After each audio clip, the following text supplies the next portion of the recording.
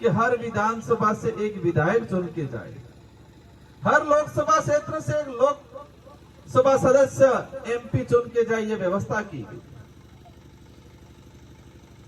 उस व्यवस्था में यह था कि अच्छा नेता, पढ़ा लिखा नेता, समझदार आदमी जाए।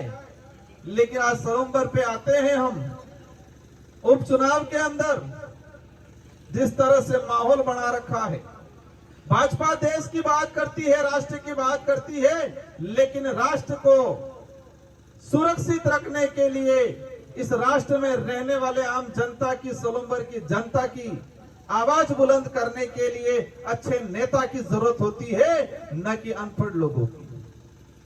साथियों, जिस तरह से माहौल बना रखा है, हमारे 84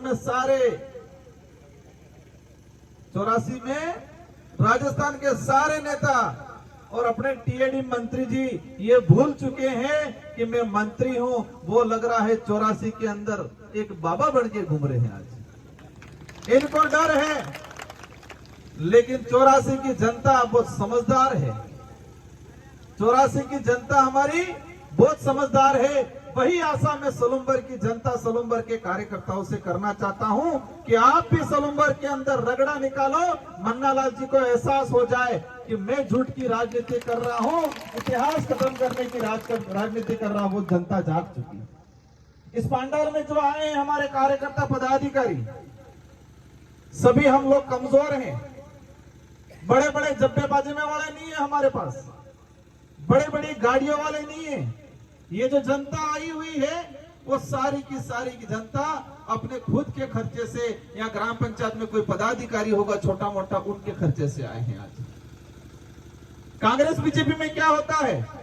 कांग्रेस बीजेपी के अंदर गाड़ियां भेजी जाती है, पैसे भेजे जाते हैं, लेकिन हमारे यहाँ पर खुद के खर्चे से आने वाले लोग हैं। और इतिहास उठा के देख लो, वही युद्ध जीतते हैं, वही लड़ाई लड़ते हैं जो दिल से लड़ते हैं। जेब से लड़ने वाले कभी जीतते नहीं है। सोलंबर के अंदर भी हमारा कार्यकर्ता, हमारा पदाधिकारी दिल से जितेश भाई के साथ खड़ा है, और अवश्य जितेश भाई कटारा जीतेंगे और आपकी आवाज बुलंद करेंगे। मैं विधायक रहा, मैंने देखा बिल आते हैं, विधानसभा की प्रक्रिया होती है, कई बार तो हिंदी में, कई बार इंग्लिश में आते हैं। अब समझ लो, मैं बीजेपी के जो प्रत्याशी है शांता बहन, अपने बड़े बुजुर्ग हैं, मान सम्मान करते हैं, लेकिन जब उनको रिटर्निंग अधिकारी के सामने शपथ लेनी थी, वो पढ़ नहीं पाए। जो कागज नहीं पढ़ सकते, वो सोलंबर की जनता की आवाज विधानसभा में कैसे उठाएंगे, ये सवाल है। आज संपत्ति के नाम से वोट ले रहे हैं। अमृत जी का घटनाक्रम हुआ, सबको दुख है, हमको भी दुख है, सोलंबर की सारी जनता को दुख है, अकेले शांता देवी जी को और बीजेपी को दुख नहीं है। बीजेपी को तकलीफ होती तो अमृत जी के बराबर उससे अच्छा आदमी को चुन को टिकट देती, न कि उनके घर में संपत्ति के नाम से अंगूठा छाप को करती। आज मैंने देखा, लेटर देखा, इस लेटर के अंदर सोलंबर में हमारे कुछ कर्मचारी, वो कर्मचारी किसी पार्टी से नहीं है, इस क्षेत्र के रहने वाले कर्मचारी, उन कर्मचारी के शिकायत किए और नीचे साइन किए हैं शांता देवी के।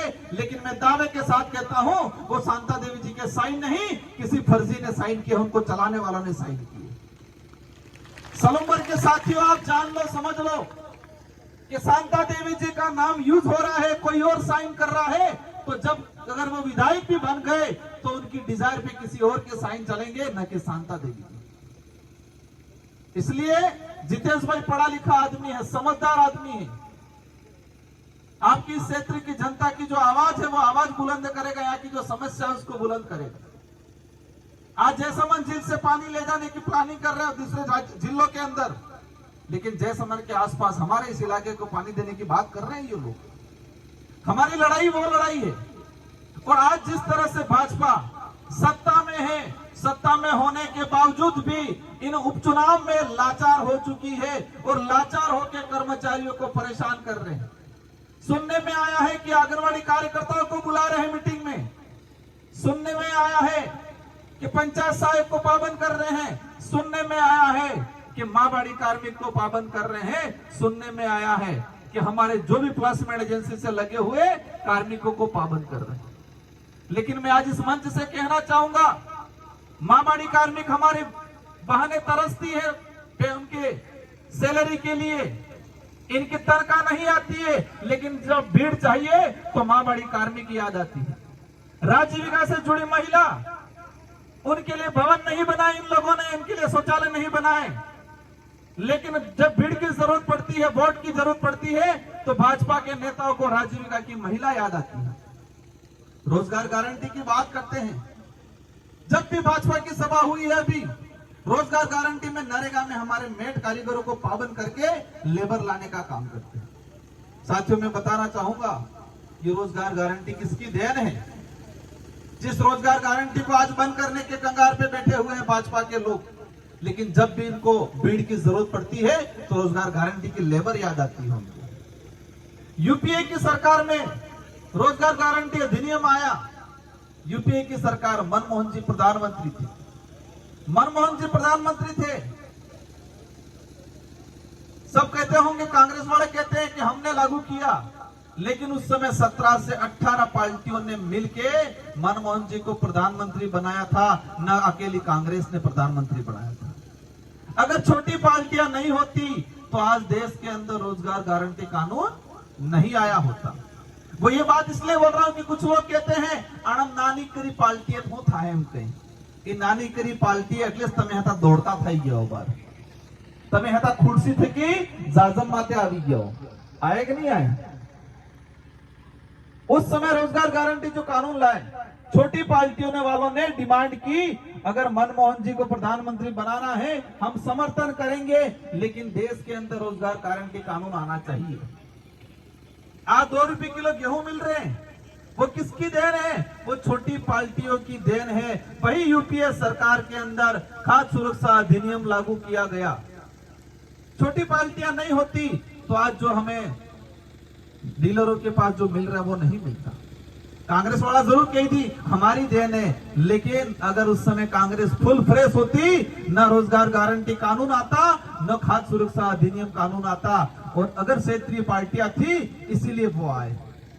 आज इस इलाके की बात करते हैं हम, किस तरह से हमारा बेरोजगार भाई दर दर भटक रहा है। देश की बात करें, इस इलाके की बात करें, सरकारी सिस्टम को खत्म कर रहे हैं ये लोग। भाजपा के लोग झूठ फैला रहे हैं, कह रहे धर्म के नाम से धर्म खतरे में है।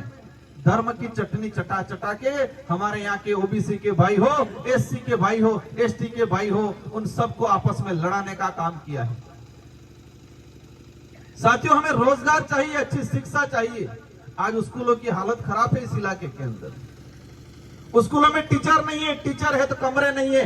भाजपा के लोग ये बोल रहे हैं क्या कि हमारी डबल इंजन की सरकार है, सारे टीचर भर देंगे? बोला कभी? सारे कमरे बना देंगे? बोला? जब से भाजपा आई है आपने देखा होगा पीएससी, सीएससी, जिला हॉस्पिटल की हालत खराब हो गई।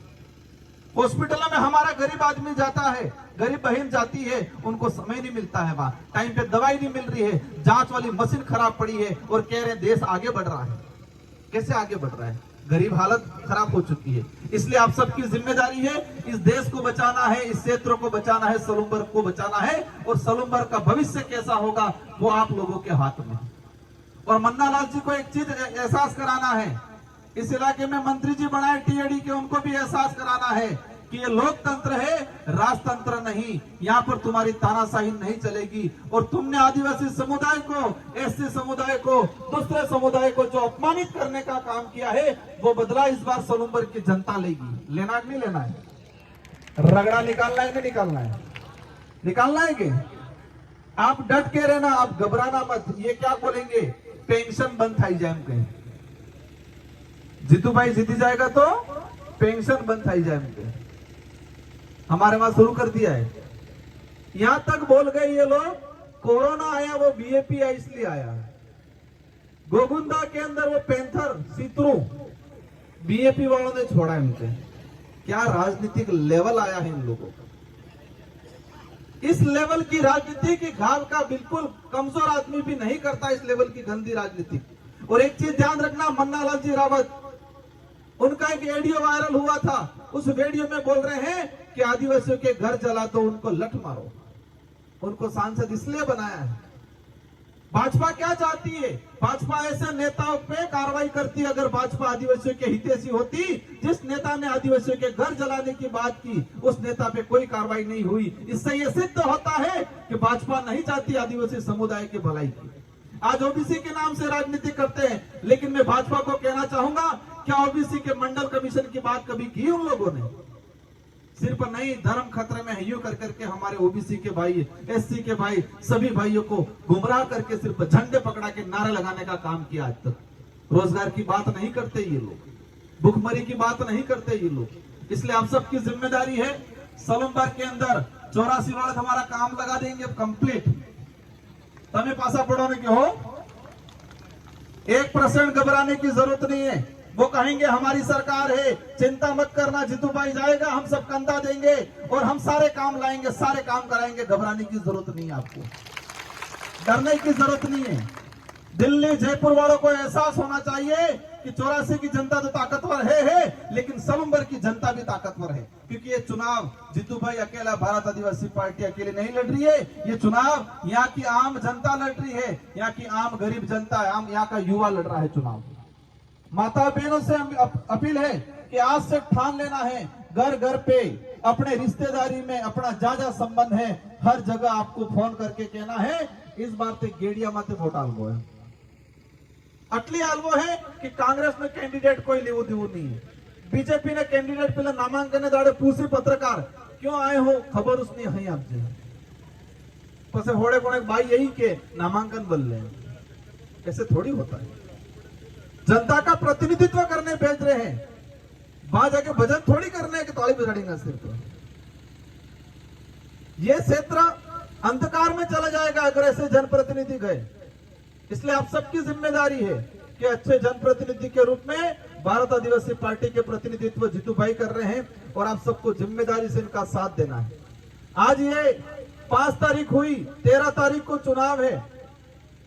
तो जितने अहमदाबाद वाले भाई हैं, अहमदाबाद गए हैं, अहमदाबाद से आ गए हैं, इनसे मेरा अपील है कि अहमदाबाद में आज तक कहीं पर भी कुछ हादसा हुआ है? कभी बीजेपी का पदाधिकारी आया वहां? कभी कांग्रेस का नेता गया वहां? आज तक कोई भी हादसा हुआ है? हर हादसे में भारत आदिवासी पार्टी का कार्यकर्ता खड़ा रहा है और उसने मदद की है। रात की 2-2, 3-3 बजे तक भारत आदिवासी पार्टी का कार्यकर्ता, गुजरात में हमारे भाई के साथ अन्याय होता है वहां खड़ा रहता है, तब कांग्रेस बीजेपी का कार्यकर्ता कहां जाता है?